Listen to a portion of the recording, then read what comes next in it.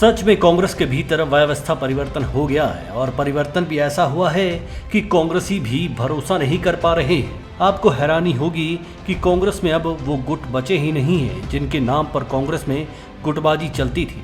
ज्यादा पीछे जाने की जरूरत नहीं है। पहले स्वर्गीय वीरभद्र सिंह के सामने कभी विद्या स्टोक्स, ठाकुर कौल सिंह, स्वर्गीय पंडित सुखराम जैसे नेता हुआ करते थे।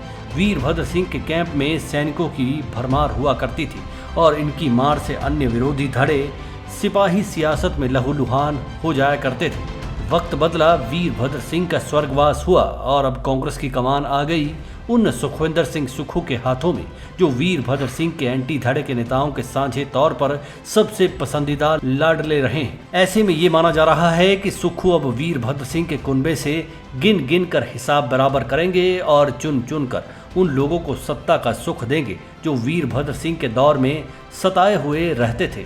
मगर हुआ ये कि सीएम साहब ने जब कमान संभाली तो अपनी उस टीम को सियासी मखमली गद्दियां थमाई जो उनके मित्रवत अपने थे। कहीं नादौन विधानसभा पर शिमला के पहाड़ी मित्र भारी पड़ गए तो कहीं उन नेताओं के खास लोग आम बनकर रह गए जो वीरभद्र सिंह को आम बनाने के लिए सारी उम्र जोर लगाते रहे थे। वीरभद्र सिंह की मुखालफत करने वाले कई नेता खुद हार गए तो कई वैसे ही पिछड़ गए हैं। खैर, बात चलती हुई है कि अब कोई पारंपरिक गुट कांग्रेस में नहीं बचा है। वीरभद्र सिंह कैंप से सिर्फ उनके बेटे विक्रमादित्य सिंह ही सरकार में सेट हुए। प्रतिभा सिंह सांसद होने के साथ अभी प्रदेश कांग्रेस की अध्यक्ष भी है। बाकी जितने भी वीरभद्र सिंह समर्थक विधानसभा में माननीय बने हैं उनको सरकार में कोई सम्माननीय पद नहीं दिया गया है। खुद लिस्ट देख लीजिएगा, तथ्य साबित हो जाएगा। अब आप कहेंगे कि सुक्खू गुट तो है ना, सब एडजस्ट कर दिए गए। तो अब खबर ये आ रही है कि जिनको बनाया गया है वे भी खुश नहीं हैं। इनका मोह भंग भी होने की खबरें आ रही हैं।